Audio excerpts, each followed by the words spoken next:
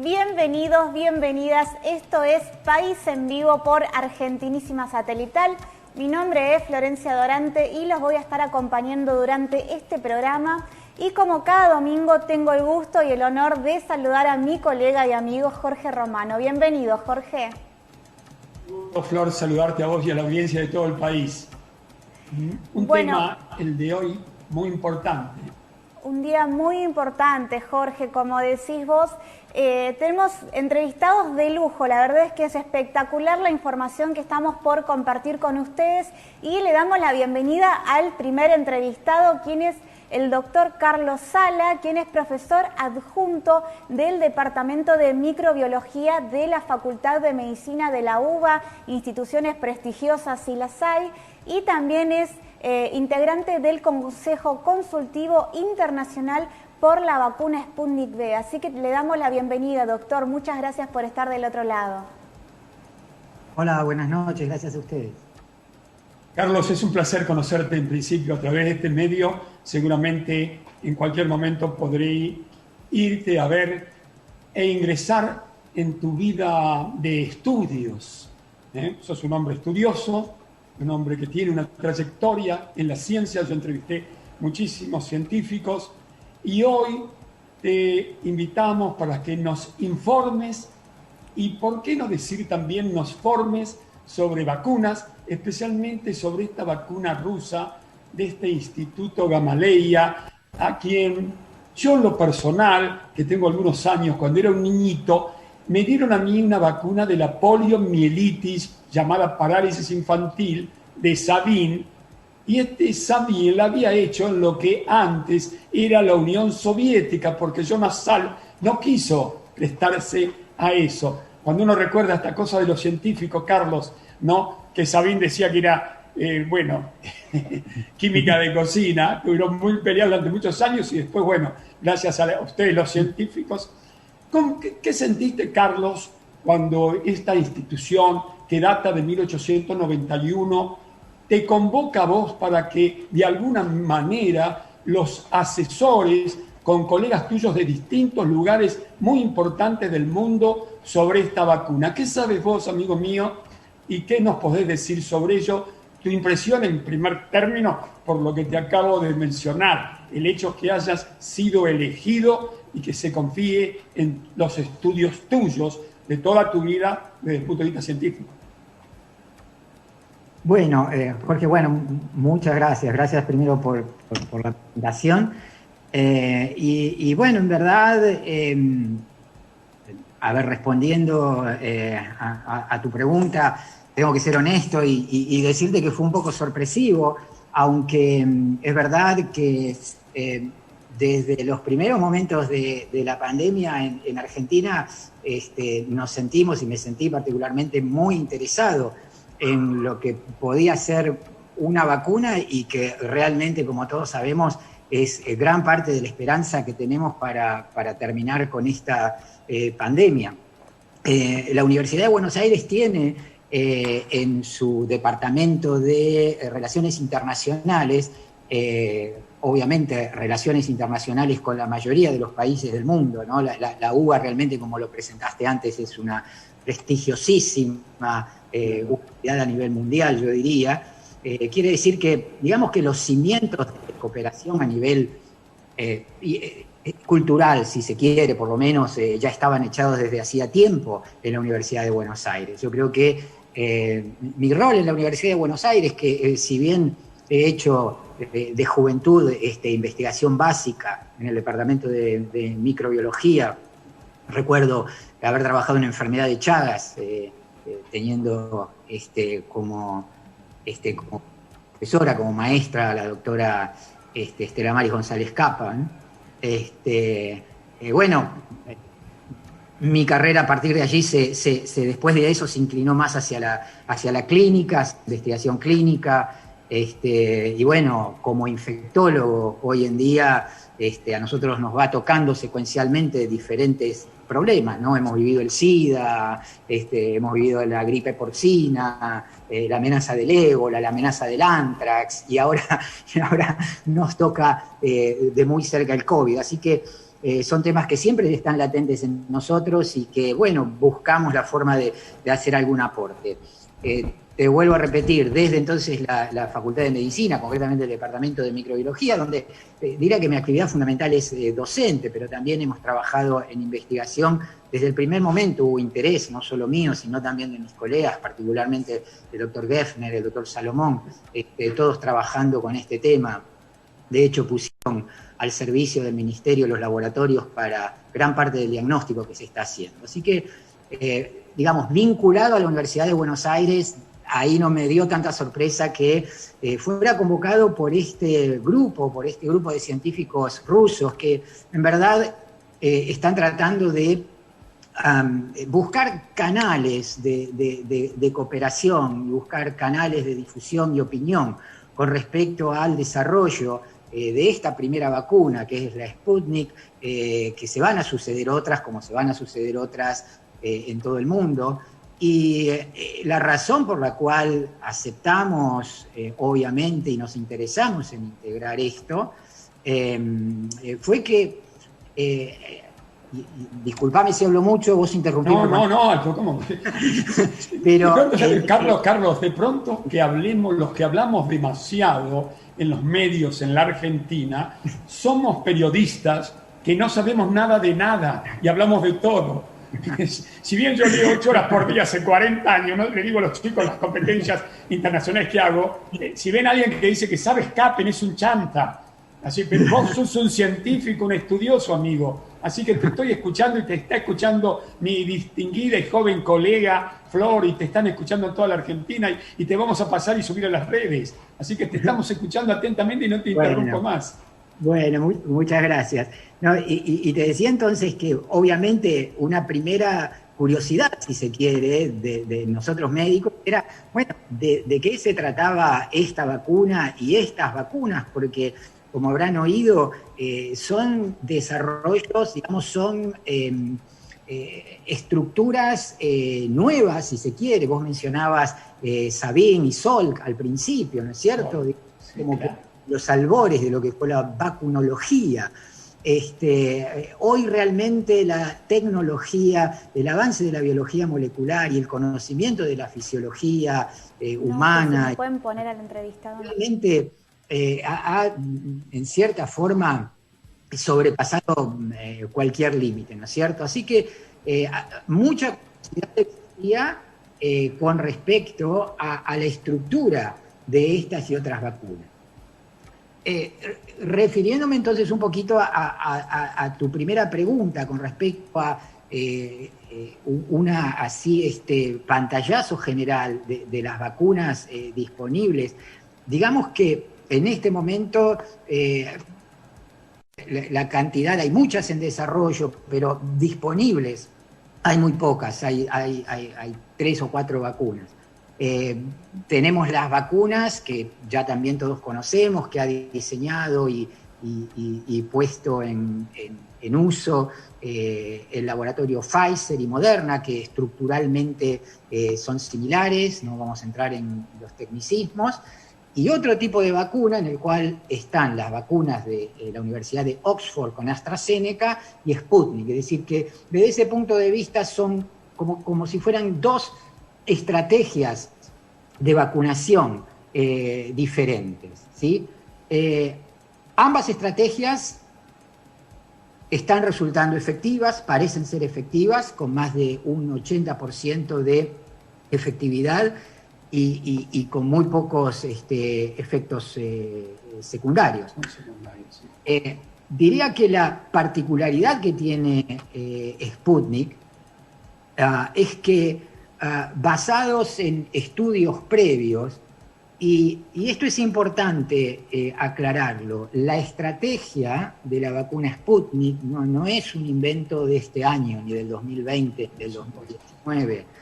Esta estrategia de utilizar lo que se conoce como un vector para introducir en el organismo la partícula del coronavirus, que va a permitir que el organismo genere anticuerpos para protegernos de una enfermedad grave o eventualmente de contagiarnos.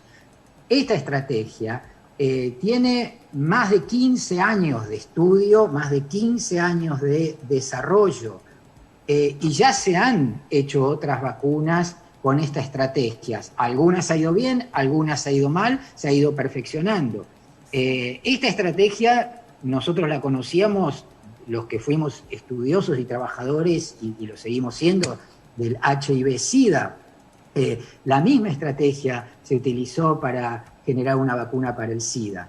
Se generó una vacuna para el ébola, se generó una vacuna para el SARS con estas características. Quiere decir que no existe tanto misterio si uno se pone a leer, obviamente, tiene que leer la literatura correspondiente, y se pone a leer y se da cuenta que quizás Sputnik, los científicos de Sputnik, tuvieron la intuición y el razonamiento de que utilizando 2 dosis, en la cual la primera dosis, el vector de la primera dosis difería del vector de la segunda, podía uno evitarse los errores del pasado cuando se utilizó esta estrategia y no funcionó tan bien. Doctor. Sí. Le quería consultar, con respecto, usted me decía que las vacunas contra los coronavirus ya se venían desarrollando. ¿Es similar a, por ejemplo, a la que se le aplican a los perros y a los gatos para sus propios coronavirus? No. Estos son otros tipos de vacunas. Sí. Aquí lo que se deben de usar son virus. En el caso de Oxford y AstraZeneca ya han utilizado un virus, un adenovirus que infecta el chimpancé para evitar justamente que el cuerpo humano inactive al vector. En el caso de Sputnik no, se usan adenovirus humanos, pero que son modificados, ¿no es cierto? Modificados. Entonces, digamos que la idea, la concepción, la plataforma es algo que ya se conocía, que ya conocíamos. Aparte del coronavirus que se pone para que la persona vacunada genere los anticuerpos que la proteja de la enfermedad y eventualmente de la infección, es algo también absolutamente conocido. Pero el otro día el ministro de Ciencia explicó claramente cómo aún en la Argentina se ha sido capaz de secuenciar esa parte del coronavirus, ¿no es cierto? Quiere decir que eso está a disponibilidad de la comunidad entera internacional. Quiero decir con esto que no me generó ninguna, duda con respecto a qué era la estrategia Sputnik, ¿no es cierto? Obviamente, yo sé que hay gente, colegas y no colegas, un poco inquietos porque todavía no existe la publicación en la revista científica reconocida, etcétera, etcétera, pero no creo que desde el punto de vista científico eso le quite mérito, más allá que los resultados de los estudios ya se han remitido a las revistas y es una cuestión de tiempo esperar que haya el acceso universal para que todos miren de qué se trata, ¿cierto? Carlos, tengo que hacerte una pregunta muy elemental. Dirás, este periodista que ha entrevistado a tantos científicos me pregunta esto. Debo hacerlo por el público, debo hacerlo por la gente, Carlos. Aquellos que de pronto dicen los virus muertos, los virus atenuados de esta vacuna. ¿Le podemos explicar de manera no tan académica de pronto al público el tema de los virus atenuados? ¿Cómo no? Sí. El primer concepto es que la idea de la vacuna es introducir en el cuerpo de una persona una parte de un microorganismo sobre el cual se quiere ejercer protección, o el microorganismo entero, de forma tal que de forma controlada el individuo que recibe la vacuna genere defensas para que cuando en la vida real se encuentre con el verdadero germen, el verdadero patógeno, ya el organismo haya aprendido cómo defenderse, ya tenga esas defensas, entonces lo pueda controlar en la puerta de entrada, digamos, ¿cierto? Y evitar ese daño. Ahora, para generar esas defensas, previa al encuentro del individuo con el microorganismo, hay diferentes estrategias. Una puede ser directamente agarrar el microorganismo en cuestión, inactivarlo, matarlo, digamos, realmente la palabra no se usa en ciencia, pero no importa, inactivarlo, es decir, volverlo, digamos, incapaz de causar daño, y ponerlo adentro del individuo, y el sistema inmunológico nuestro aprenderá, ¿no es cierto?, cómo defenderse cuando lo vea vivo en la vida real. Otra estrategia puede ser no ponerlo muerto, sino ponerlo vivo o atenuado, como bien dijiste, lo cual significa que el microorganismo se multiplica, pero es incapaz de producir la enfermedad. Y esa es una manera un poco más efectiva en la cual el sistema inmune aprende a reconocerlo cuando llegue la oportunidad. Obviamente, como es un microorganismo vivo, tiene ciertos cuidados y restricciones que no aplican cuando se usan microorganismos muertos o parte del microorganismo, como por ejemplo en aquellas personas que tienen un problema de defensa, ya sea porque tienen cáncer, porque están recibiendo quimioterapia, medicamentos para enfermedades reumatológicas, corticoides, etcétera, digamos, una serie de medicamentos que disminuyen la defensa, o bien inmunodeficiencias como el HIV y otros, ¿no es cierto? Entonces, la verdad que, si bien al día de hoy todavía existe la posibilidad de hacer vacunas con organismos atenuados, se trata de cambiar un poco la estrategia hacia otro tipo de vacunas, pero sí siguen existiendo y van a seguir existiendo. Gracias, profe, lo has dicho como lo que sos, un profesor, con toda claridad. Una pregunta, un poco una curiosidad periodística. ¿Conoces, Carlos, a algunos de tus colegas, que algunos de ellos he leído, son muy prestigiosos en el Reino Unido, en Francia, no sé en cuántos países? ¿Conoces a alguno de ellos? Digamos, no, en este momento, concretamente con el tema COVID, no estuvimos vinculados, excepto a partir de ahora que tuvimos en el día de ayer de las reuniones del comité internacional, así que tuvimos la oportunidad de por Zoom vernos la cara y más o menos saber quiénes éramos los que estábamos integrando en Estados Unidos, Inglaterra, en países de África, etcétera. Eso sí. Y bueno, sí, obviamente hay otra serie de colegas que conozco muy bien, porque como infectólogos, muchos de los investigadores que se estaban dedicando a HIV-Sida, con los cuales compartimos momentos, trabajos, etcétera, desde hace 25 años, hoy están también, como yo, abocados al estudio de esto, ¿no? Carlos, es de pronto una irrespetuosidad de mi parte preguntarte, ¿qué se dijo o qué se dice, o no lo vas a decir, entre ustedes en estas primeras reuniones?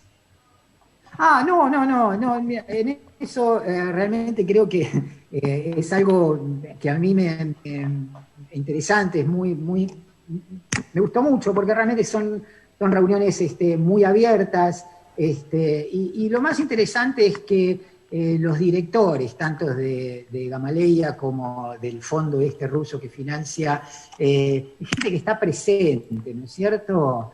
En realidad, normalmente uno no está acostumbrado a esto, ¿no es cierto? Digamos, porque bueno, después de todo, uno es un médico acá trabajando en un país del cono sur, etcétera, etcétera. Entonces, cuando hay estas grandes reuniones internacionales, es como que los grandes bronces no están presentes, ¿no es cierto? Entonces, realmente es muy agradable tener el director del instituto abierto primero a responder cualquier inquietud y pregunta que podían tener, y hubo una gran variedad de preguntas, como por ejemplo, bueno, si se va, ¿qué pasa con las embarazadas? ¿Qué pasa con las personas que tienen VIH? ¿Cuánto tiempo se puede esperar para dar la segunda dosis? Digamos, ¿cuántos mayores de 65 años hubo en los estudios? ¿Cuánta gente se dio la vacuna en Rusia? Digamos, fue un primer encuentro donde, bueno, cada uno, más que nada, aprovechó la oportunidad de tener a los directores de Gamaleya del otro lado de la pantalla para sacarse todas las preguntas que tenían y todas fueron respondidas satisfactoriamente y aún así quedaron un montón ahí en el chat para seguir discutiendo, ¿no es cierto? Carlos, tengo que hacer... Sí, vos, Florcita, dale. No, tendríamos que ir cerrando la nota, pero hay una pregunta que me parece muy importante, que es que hay muchos profesionales en todo el mundo que tienen opiniones distintas sobre cómo va a ser el futuro de la humanidad, del mundo, y más allá de que en ciertas cuestiones es completamente incierto, dicen que vamos a tener que empezar a convivir con el virus, o también hay quienes hablan de que la vacuna sería la solución para poder volver a la vieja normalidad. ¿Cuál es la opinión del doctor al respecto de esto?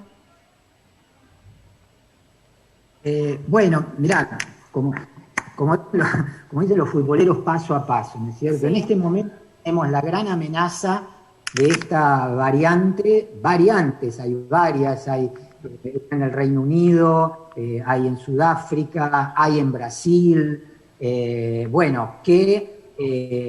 amenazan con una mayor distribución de la enfermedad, una mayor gravedad de la enfermedad, ponen en riesgo la efectividad de algunas vacunas, lo cual obligaría a reconstituirlas o a reforzarlas o a modificarlas, con todo lo que esto implica, viendo todas las dificultades que se están teniendo para cubrir con una vacuna que recién empieza. Así que yo creo que esto es algo que tenemos en el horizonte cercano, hay que verlo muy cuidadosamente. Recuerden ustedes que la primera variante que está amenazando ahora con volver a producir mucho daño en el mundo, aparece en Inglaterra en septiembre del 2020.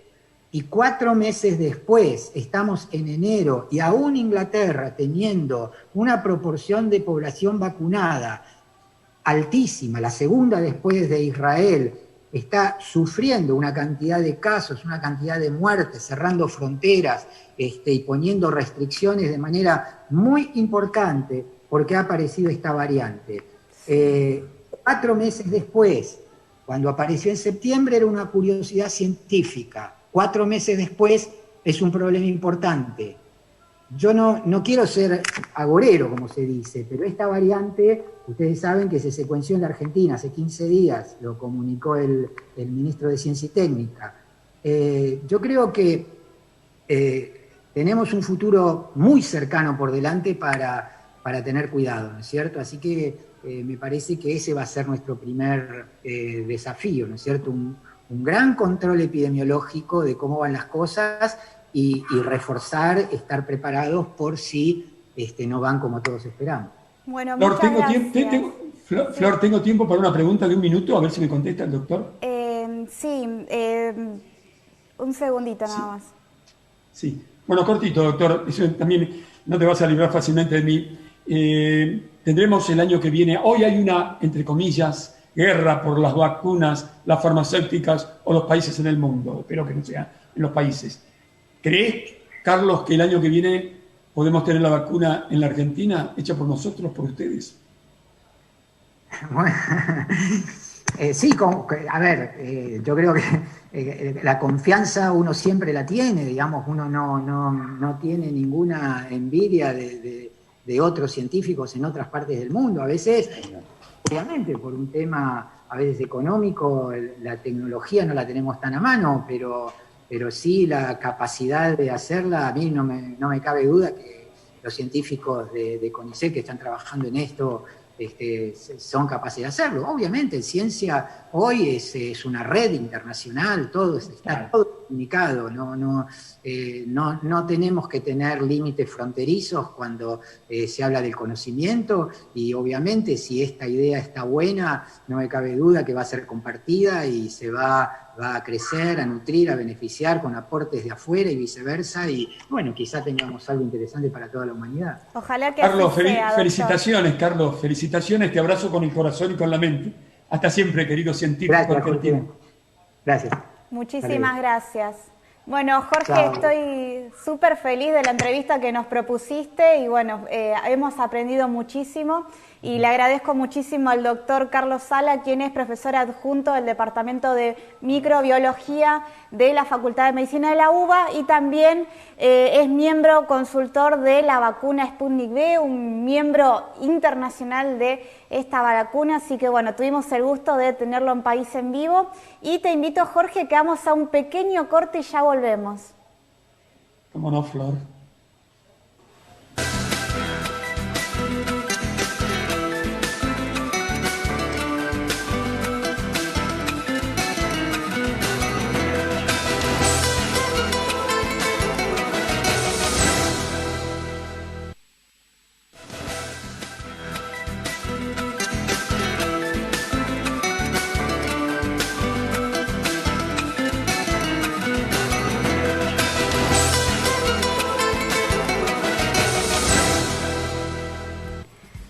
Continuamos acompañándote en País en Vivo, junto a mí, junto a la conducción también está mi colega Jorge Romano y le damos la bienvenida a la segunda invitada de esta noche, quien es Mariana Escayola, secretaria general de ADEMIS, y vamos a hablar sobre la vuelta a clases, la vuelta a clases de forma presencial, porque las clases en ningún momento terminaron y se adaptaron a lo que fue la pandemia el año pasado y bueno, comienza a reestructurarse las clases de una manera especial con una vuelta a la presencialidad de forma escalonada.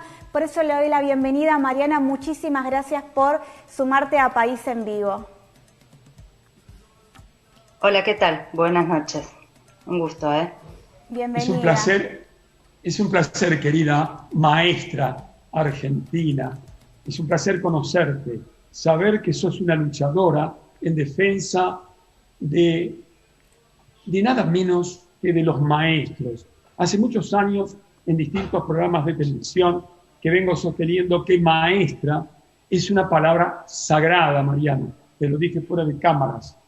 Y además, haberme enterado que vos, además de secretaria general de un gremio docente, sos maestra en ejercicio. Te felicito, querida docente.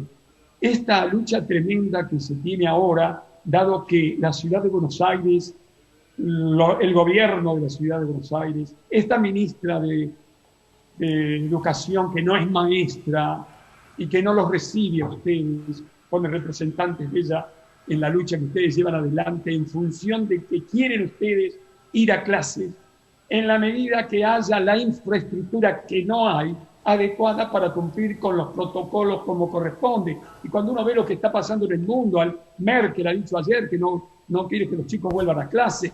Bueno, a ver, Mariana, si nos informás, nos formás y nos das a estas horas de este día domingo que te encuentras trabajando como todos los 365 días del año, la última información, querida colega, maestra, que te admiro y te quiero. Bueno, desde ya muchas gracias. Es un orgullo ser defensora de los derechos de los docentes y también maestra en ejercicio, que es un trabajo que amo. Mirá, nosotros lo que estamos viendo como problema es, en realidad, el resultado de años de desinversión en la ciudad de Buenos Aires que se agravan en esta situación particular, que es justamente la situación de pandemia, que requeriría algunas obras de infraestructura para garantizar algunas condiciones, pero además inversión concreta en cosas concretas.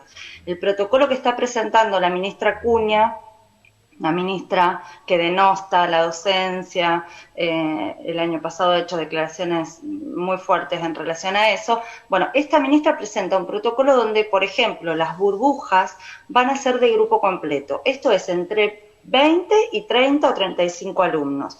Eso, dentro del aula, no permite el distanciamiento de 1,5 metros. Yo te diría que casi no hay, más allá de una escuela técnica que pueda tener un taller muy grande o demás, no hay aulas que permitan poner entre 20 y 35 chicos con 1,5 metros de distanciamiento, que es una de las cuestiones centrales que se están planteando.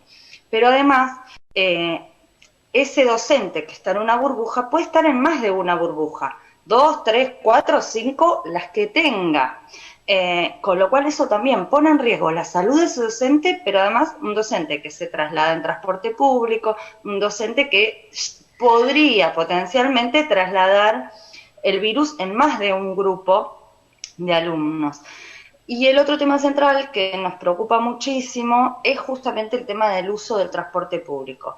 Para los docentes, pero fundamentalmente también para los estudiantes. Nosotros tenemos muchos estudiantes que hoy ya no van a la escuela que les queda a unas cuadras de la casa, sino que se trasladan cerca de donde trabajan sus familiares, o por ahí cerca de la casa de los abuelos porque los dejan y son los que van y vienen a llevarlos, o estudiantes que viajan del conurbano, sobre todo en los distritos que están en los límites de la ciudad, y en ese caso el gobierno lo que dice, van a tener prioridad en el transporte público, pero nosotros ya estamos viendo que el transporte público está viajando saturado y además eso aumenta el riesgo de contagio al estar en mayor exposición. Así que esas son algunas cuestiones centrales que nos preocupan, que las hemos planteado al gobierno, no tenemos respuesta hasta ahora y que no permiten esto que nosotros queremos, que es volver a las escuelas, pero con seguridad, no de cualquier manera, no es un aguantadero la escuela, no es un lugar donde los chicos se depositan y listo y cumplen un horario, no, efectivamente queremos hacerlo de manera cuidada, para nosotros como trabajadores y para ellos también. Mariana, hay un tema que lamentablemente no se trata. ¿Cuál es, desde mi modesto punto de vista? Hoy muchísimos padres trabajan, el papá y la mamá, y dejan al niño a cargo de los abuelos. Estaba hablando en este canal con médicos españoles y le preguntaba, ¿qué pasa con el tema de la escuela? No, el chico que está cuidado por sus abuelos no puede venir a la escuela. Es más, los niños que tienen los abuelos no los pueden ir a ver. Yo veo que acá se habla de todo menos de eso, cuando hay muchísimos casos de que dejan los niños a cargo de las abuelas. Ese es un tema. Y el otro tema es, bueno, la pregunta que te tengo que hacer como periodista es, domingo, último día de febrero, mañana es último día de enero, mañana es 1 de febrero. Hasta este momento, ¿cuál es tu impresión, Mariana? ¿Qué va a pasar? ¿Ustedes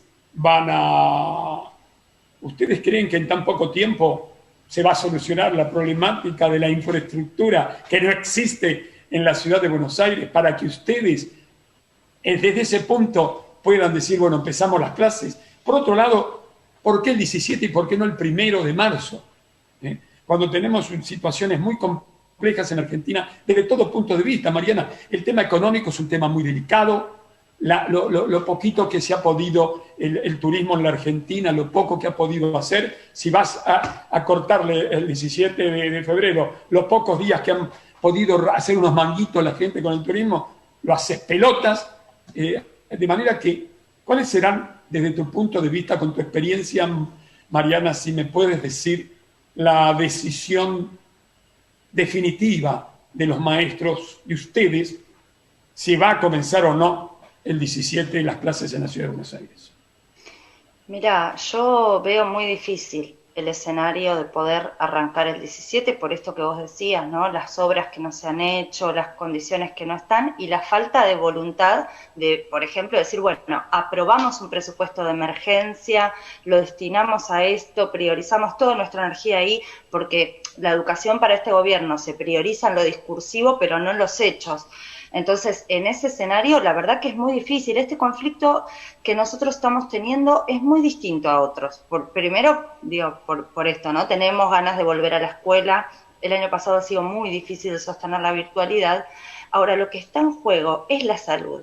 Es la salud nuestra, de nuestra familia, de nuestros hijos y de nuestros estudiantes y sus familias. Con lo cual, yo creo que si el gobierno no garantiza las condiciones, sin duda, la docencia, nosotros lo vamos a decidir en asamblea, sin duda la docencia en esa asamblea se va a manifestar contra la vuelta. Mientras tanto, de cualquier manera, yo considero que hay cosas que el gobierno podría hacer. No es que, bueno, como nunca se hicieron, no vamos a volver nunca. No, sí se podrían hacer. En principio, destinando partidas. Pero además, reduciendo los grupos, por ejemplo, es una decisión. Para eso hay que tomar más cantidad de docentes para poder subdividir grupos, ver si algún grupo va a necesitar sostener virtualidad, digamos, porque algunos días van y otros días no.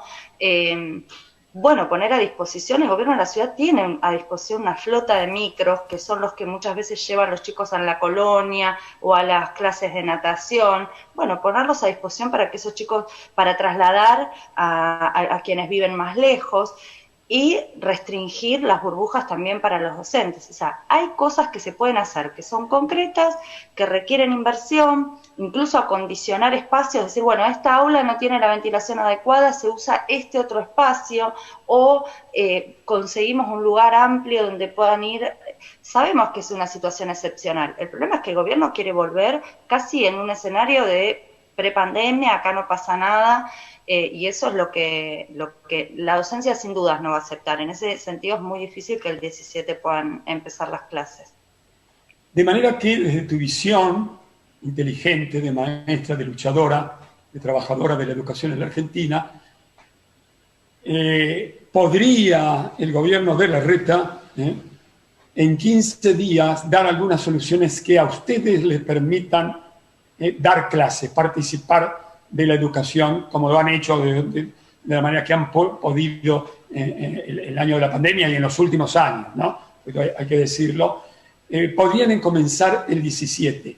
Es probable, tal vez, porque al gobierno de la ciudad de Buenos Aires no le ha salido muy bien este juego político de empezar las clases el 17 de febrero, en medio del verano, cuando el gobierno nacional, o los gobiernos, perdón, de toda la República Argentina, con el aval del gobierno nacional, empiezan las clases el 1 de marzo.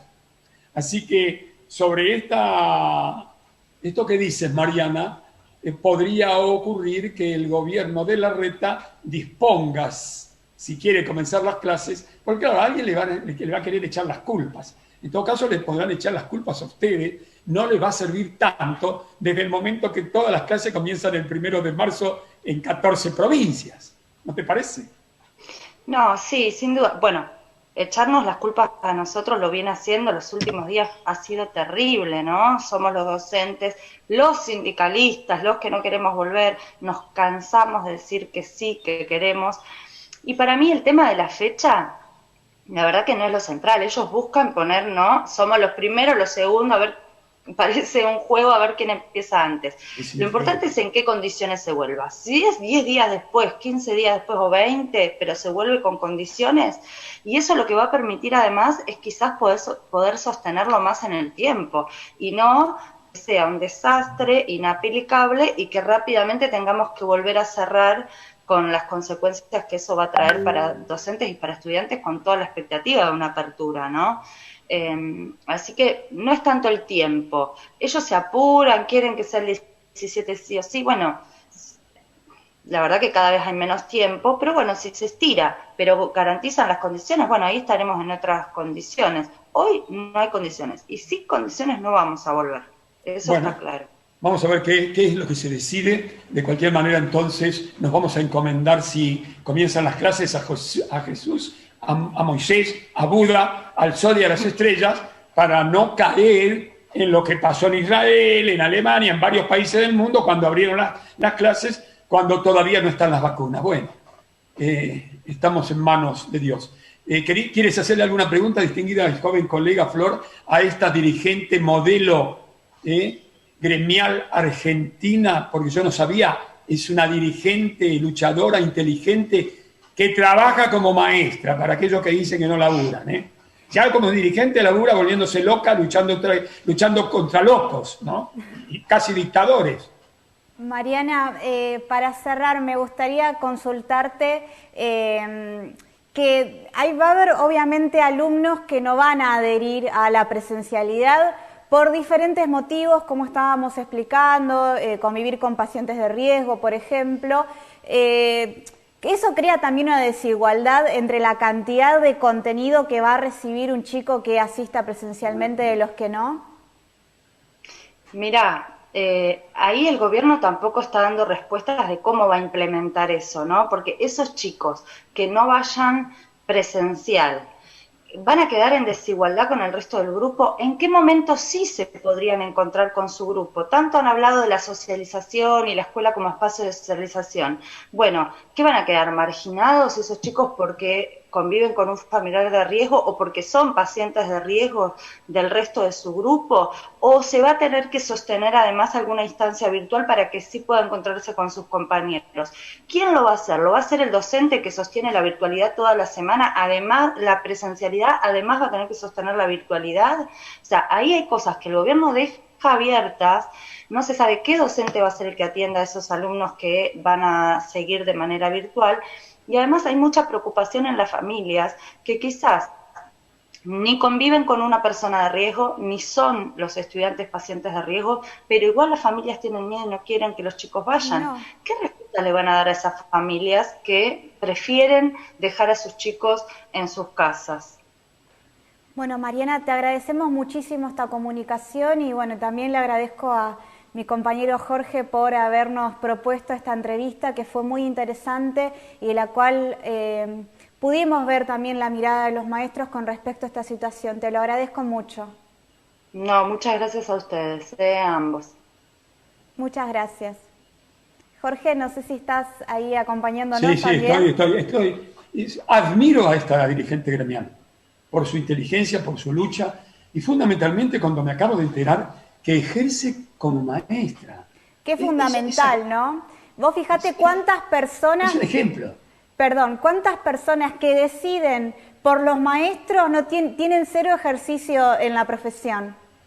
Sí, bueno, tenés una ministra que no sé de qué carajo es, y es ministra de Educación, que ni recibe, no dialoga.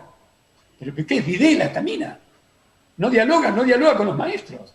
Una sociedad que no dialoga con sus maestros. ¿Cómo estamos, Dios mío? Dialogar. Decirle en la cara lo que realmente siente. ¿Tendrá capacidad de hacerlo o solamente desprecia, solamente utiliza? Voy a hacer que hagan lo que quieran, qué sé yo, les descuento el día. ¿Pero qué es esto? ¿Es democracia? Pero incluso si llega, por ejemplo, a enfermarse un maestro, entonces, ¿qué sucede? Durante 15 días, durante un mes, el tiempo que este maestro o maestra tarde en recuperarse, tampoco va a haber clase, la cantidad de cursos que tiene.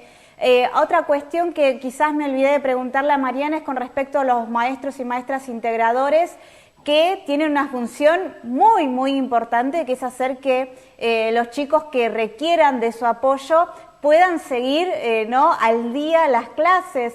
¿Qué va a pasar con esos maestros que tienen que ir de escuela en escuela porque no siempre trabajan dentro del mismo, trabajan en diferentes cursos, en diferentes horarios, ¿no? Que se tienen que trasladar de escuela a escuela, también utilizar el transporte público? Son un montón de cuestiones, ¿no? que parecerían no ser contempladas con esta propuesta, con este borrador de protocolo que se presentó. Totalmente, y Mariana nos ha hecho referencia a algo que todos los argentinos conocemos, la miseria que gana un maestro, que tiene que ir a 3 o 4 laburos para reunir un dinero que le permita subsistir a ella, a él y sus familias. De eso no se ha hablado, porque lo primero que dicen, lo primero que hacen, este tema de echar culpas, ¿no? De echar culpas, es una cosa espantosa. Está casi de moda, casi hay literaturas sobre esto de echar culpas. No, es lamentable. Bueno, como le dije a esta maestra, Jesús, Moisés, además, si empiezan las clases y Buda nos ilumine, o el sol y las estrellas, es un día nublado, como hoy, para que, bueno, si se inician las clases, no haya los contagios y tengamos que vivir un otoño y un invierno terrible como pasa en todos los países de Europa. Exactamente, Jorge, estoy completamente de acuerdo con vos. Y bueno, te invito a que vayamos a un corte, muy cortito, valga la redundancia, y vamos también a encarar otro tema muy interesante que con una persona, con un profesional que nos va a explicar, nos va a comentar esta situación con respecto a la infraestructura de la ciudad de Buenos Aires. Así que nos vemos después del corte y ya volvemos con País en Vivo.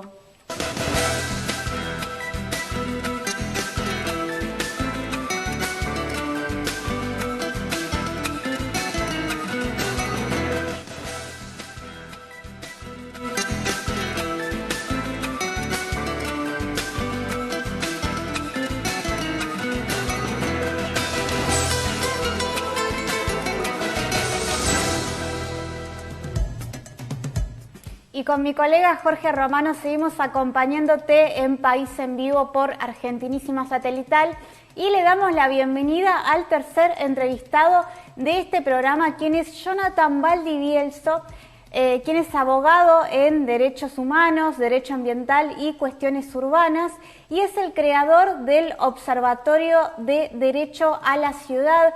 Vamos a hablar de una cuestión muy importante que es con respecto a los porteños y las porteñas, que es el derecho a la infraestructura, una infraestructura que mejore la calidad de vida, el derecho a acceder a un río, así que le doy la bienvenida a Jonathan. Muchísimas gracias por sumarte a País en Vivo.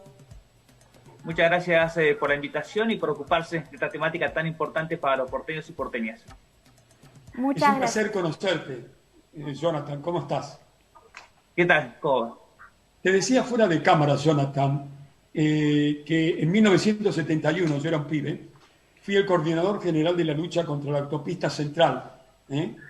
Y logramos, en ese momento en que no había ni siquiera un partido político que pudiese reunir gente en las calles, hasta 3.000 personas, teníamos que, imagínate, bajo la dictadura militar de la NUCE, con un intendente realmente espantoso, logramos torcerle el brazo con la gente en la calle, teníamos que saltar por los techos, escapar. Fui tapa de los diarios, de varios diarios de esa época. Cuando estudiaba periodismo escribí sobre ello. De manera que cuando yo veo la lucha de ustedes, la forma en que vos te expresaste en la audiencia pública, con la fuerza, la inteligencia, la riqueza de vocabulario, la pasión con que lo hiciste, contra este atropello, y lo digo así porque yo que entrevisté a los más grandes arquitectos de Argentina y del mundo, Eduardo Sacriste, que fue maestro de César Pelli, creador de la Facultad de Arquitectura de la Universidad de Tucumán, hizo un documental hace 25, 30 años, y me preguntó si yo lo iba a pasar. En ese momento estaba en Canal 2 con el programa Construyendo el Futuro, y lo pasé. Y Sacriste se refería a esto que vos también hacés mención, a este ataque urbanístico.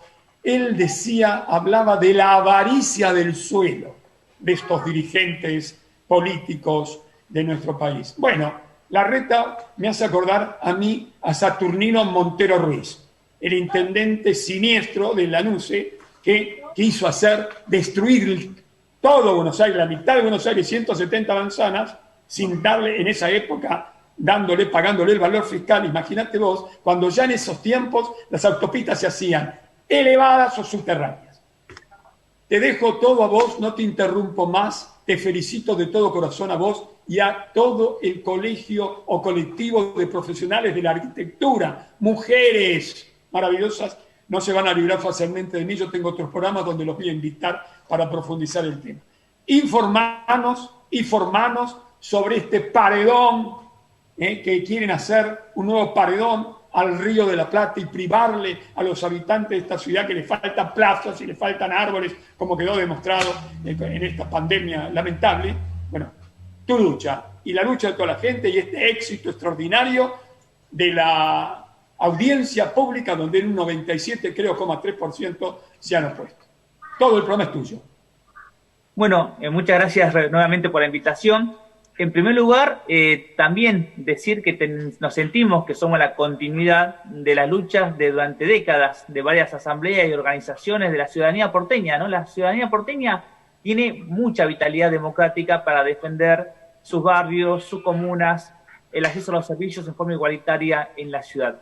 Lamentablemente también hay una continuidad de la tradición porteña, es que nuestros gobernantes suelen asumir el rol de la gestión de la ciudad con un objetivo de hacer caja política o de considerar la ciudad como un espacio para hacer negocios, ¿no? Así que luego de casi 40 años, lo que comentabas, hay una continuidad democrática de Fuerza Ciudadana y también hay una continuidad, lamentablemente, de cómo se gobierna la ciudad y cuáles son los intereses inmobiliarios que hay en el fondo de estas políticas urbanas. Yendo a la cuestión concreta, ¿qué sucedió? Digamos, en el año 2019, en diciembre de 2019, en un proyecto que entró a la madrugada del 5 de diciembre, se terminó votando a las pocas horas en la legislatura porteña la venta de un predio de parte de la Costanera que se conoce como el predio Costa Salguero. Y pongo esto bastante atención, ¿no? Es un proyecto que entró a las 11 de la mañana en plena sesión legislativa y se terminó votando a la medianoche de ese mismo día, con tantos otros proyectos que tuvieron el mismo destino y el mismo tratamiento, por lo cual los legisladores y legisladoras ni siquiera llegaron a debatir ni discutir el proyecto, ¿no? Fue un proyecto que ingresó y se votó. A partir de allí nos llamó extrañamente la atención porque durante 30 años veníamos sosteniendo y veníamos luchando para que la Costanera se transforme en un gran parque público y las asambleas de los años 90 habían logrado que eso quede materializado en la Constitución de la Ciudad de Buenos Aires, ¿no? La Constitución tiene 2 artículos que obligan a rescatar la Costanera de las privatizaciones para transformarla en espacios públicos, en espacios de acceso libre, en definitiva en grandes parques, para que la Costanera nuevamente forme parte de la cultura ribereña de la comunidad porteña. Entonces este proyecto entró en la última sesión del año 2019, se terminó votando y a partir de allí nuevamente nos empezamos a organizar para tratar de modificar y derogar esta ley, la ley 6.289. En primer lugar, en los primeros meses de 2020 presentamos una acción judicial solicitando la declaración de la inconstitucionalidad de esta ley porque no había cumplido los pasos que establece la Constitución para la sanción de las leyes, ¿no? Y siempre pongo el ejemplo de que si a nivel nacional se votara una ley únicamente con la aprobación de diputados y no con la aprobación del Senado, sería un escándalo jurídico y se estaría pidiendo juicio político de los responsables. Bueno, en la Ciudad de Buenos Aires pasó algo parecido. Este tipo de leyes necesitan una doble sanción y la convocatoria a una audiencia pública en el intersticio entre ambas sanciones. Bueno, la ley de la venta de Costa Salguero se aprobó con una sola sanción, no se llamó audiencia pública y no se votó por segunda vez. Por eso la justicia dictó una medida cautelar frenando la venta de estos predios. Más allá de la discusión de la venta de estos predios, el gobierno decidió seguir avanzando y a mediados del año 2020 envió otro proyecto de ley a la legislatura para autorizar un emprendimiento inmobiliario en esos predios, ¿no? Separemos la cuestión. En 2019 se trató la venta de los predios y en el 2020 se está tratando la autorización para un emprendimiento inmobiliario suntuoso en esa zona. Estamos hablando de un emprendimiento de 7 manzanas con edificios que van a llegar hasta 30 metros de altura, 10 pisos, ¿no? Imaginemos 10 pisos, una barrera de edificio de 10 pisos entre el río y el resto de la Ciudad de Buenos Aires. Este proyecto de ley se votó el 8 de octubre en una primera sanción. Ahora sí decidieron cumplir este procedimiento de doble lectura y convocaron una audiencia pública, ¿no? Que es la audiencia pública que acaba de finalizar y que comenzó el 27 de noviembre. Hace 2 meses, esta audiencia pública es la más larga de la historia de la Ciudad de Buenos Aires, duró 2 meses y se inscribieron 7.000 personas en contexto de pandemia, con la dificultad de que es hacer inscripciones online, porque ahora la audiencia pública se realizó con una plataforma virtual, entonces no era tan sencillo como ir a la legislatura o llamar por teléfono, sino que había que hacer un procedimiento de mandar un mail, llenar un formulario, escanear tu DNI, era bastante complicado, ¿no? En ese contexto, 7.000 personas se inscribieron. Terminaron hablando 2.000 personas en esta audiencia pública, de las cuales entre el 97 y el 98% se manifestaron en contra de la privatización de la Costanera y en contra de autorizar un emprendimiento inmobiliario en esa zona. Casi hay una voluntad unánime de la ciudadanía porteña para rechazar este proyecto. ¿Qué es lo que está diciendo el gobierno, no? ¿Cuáles son las excusas que dice el gobierno? El gobierno nos manifiesta que para recuperar ese predio que está concesionado, actualmente está privatizado, hace falta vender parte de esas tierras y autorizar este emprendimiento inmobiliario. Lo cual es una gran mentira, porque es cierto, digamos, este predio está privatizado, actualmente uno no puede acceder libremente por todo ese territorio, ¿no? 17 hectáreas, 17 manzanas, y esta privatización inició en los primeros años de los 90. fue una privatización a 30 años. Pero esta privatización está por vencer en los próximos meses. En el mes de mayo vence la privatización y la ciudad, sin hacer nada, recupera la totalidad de ese predio bajo su administración. Por lo tanto, no hace falta, no es que esta ley es necesaria para recuperar el predio. El predio se recupera en un par de meses cuando venza la concesión, y la Constitución y el Código Urbanístico establecen que eso tiene que ser un parque. Lo que esta ley está haciendo es justamente obstaculizando, impidiendo que la ciudadanía porteña pueda recuperar esa costanera. Repito, una lucha que lleva casi 30 años, que comenzó justamente después de que se privatizaron en los 90, ya comenzó una reacción ciudadana para rescatar esos predios, que terminó ese mandato en la Constitución de la ciudad. Por lo tanto, tampoco concebimos que haga falta vender tierras públicas para recuperar estas costaneras. Y el otro argumento que usa el gobierno es que no hay dinero actualmente para hacer un parque público, y por lo tanto ese dinero se tiene que extraer de la venta de tierra pública, ¿no? Y de autorizar estos emprendimientos inmobiliarios. Lo cual también es otra farsa. Acabamos de sacar un informe donde en otro sector de la costanera el gobierno gastó 1.500 millones de pesos para construir un tiro federal y equiparlo, ¿no? Además de darle 13 hectáreas en forma gratuita por 75 años a la Asociación Civil Tiro Federal, también en la costanera. Entonces, si el gobierno tiene una prioridad presupuestaria para gastar 1.500 millones de pesos para polígonos de tiros, que únicamente lo van a disfrutar los 3.000 socios de la Asociación Tiro Federal, creemos que también tiene dinero para construir un parque público que lo puedan disfrutar los 3 millones de porteños y porteñas y los 15 millones de habitantes que estamos en el AMBA, ¿no? Porque la costanera no es solamente los porteños y porteñas, sino que también tiene que ser un gran pulmón verde que beneficie a la totalidad del área metropolitana de la ciudad de Buenos Aires. La pandemia ha demostrado que no somos una ciudad aislada, sino que tenemos que pensar todos desde una visión y una dimensión metropolitana, y también la costanera tiene que ser pensada desde esta perspectiva. Ahora que se finalizó la audiencia, que fue contundente y unánime la voluntad ciudadana, el gobierno trata de ningunearla, ¿no? ¿Qué salió a decir el secretario de Planeamiento y algunos legisladores de la coalición del gobierno? Salieron a manifestar que esta audiencia no tiene legitimidad democrática, porque los participantes estuvieron ideologizados, esas son las palabras que usan, porque estuvieron orquestados, ¿no? Como si la ciudadanía, cuando se organiza y comparte fundamentos, se transforma en una mafia que no tiene que ser escuchada, pero en cambio sí le dieron legitimidad democrática al proyecto que surgió de un concurso de ideas. Ellos dicen que al surgir de un concurso de ideas, este proyecto es válido, y cuando vamos a analizar quiénes son los que decidieron ese concurso de ideas, nos encontramos que fueron 10 arquitectos varones, ¿no? Y por eso es muy importante, y a raíz de que surgió el colectivo de arquitectas, justamente porque también no solamente vemos negocios inmobiliarios, no vemos una gestión abocada a la privatización, sino también vemos un ejercicio patriarcal del poder, donde son varones, ¿no? En su integralidad los que están decidiendo esta política urbana, en un contexto donde tenemos que empezar a demitificar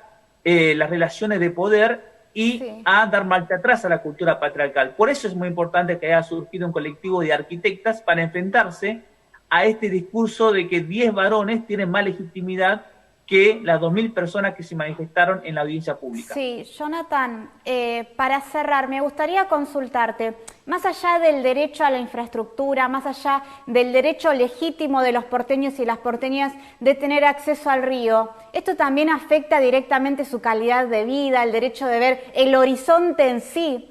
Cada vez que se crea una torre, cada vez que se tapa parte del paisaje, parte del horizonte, también están afectando directamente a su calidad de vida. Sí, así es. Esta problemática afecta y es una agresión a muchos derechos urbanos que tenemos, ¿no? Por una parte, por la pandemia necesitamos más espacio y más espacios verdes.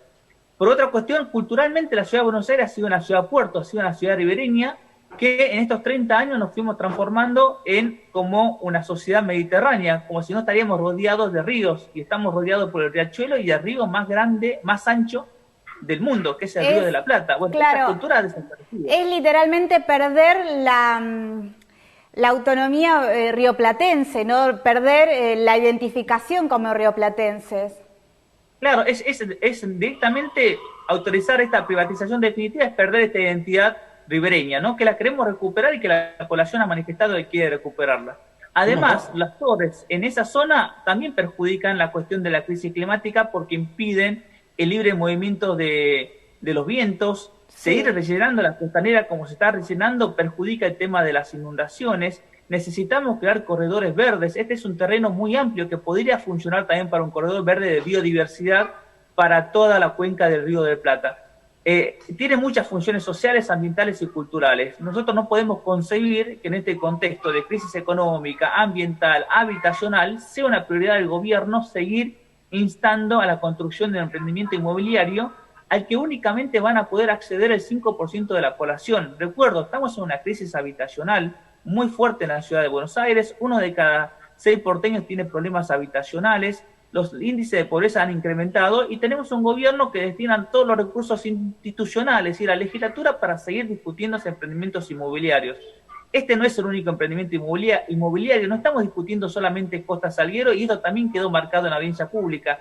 Se está discutiendo todos los proyectos inmobiliarios que están pensados en el entorno ribereño. Mientras se hacía la audiencia pública, el gobierno firmaba un convenio con AISA para garantizar infraestructura sanitaria para 13 mega emprendimientos inmobiliarios. Terrible. Entre ellos Costa Salguero y otro que es Punta Carrasco, que es el predio que está al lado. Entonces vemos que Costa Salguero es el primer paso para seguir haciendo emprendimiento a lo largo de la costanera y seguir expandiendo Puerto Madero hacia el norte y hacia el sur.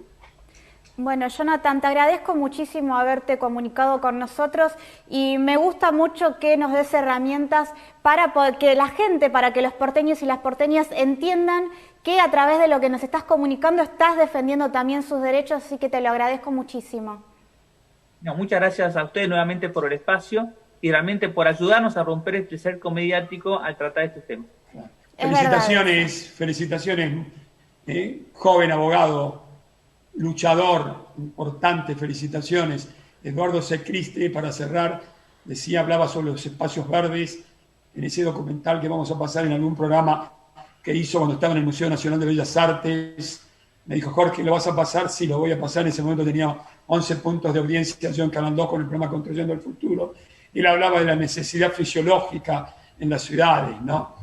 Y cuando uno va al Uruguay, nuestros hermanos, cruzás el charco y ves el respeto que han tenido al río, ¿no? No le dieron la espalda al río y miramos lo que acontece en la ciudad de Buenos Aires con estos delincuentes políticos que lamentablemente entre gallos y medianoche no es nuevo, han puesto determinados proyectos en horarios para que al otro día cambiaban los códigos, bueno, estas porquerías de siempre. Pero bueno, mientras la gente luche como vos, querido Jonathan, con todo el colegio de arquitectos que te acompaña, van a triunfar. Un abrazo con el corazón, por ahora y con la mente, espero dártelo personalmente. Chao. Hasta luego. Muchas gracias. Gracias, Jonathan. Bueno, Jorge, aprovecho también para saludarte a vos. Un gusto haber compartido otro domingo con tu presencia, compartir el aire con vos. Es un verdadero placer para mí. Así que nos vemos la próxima.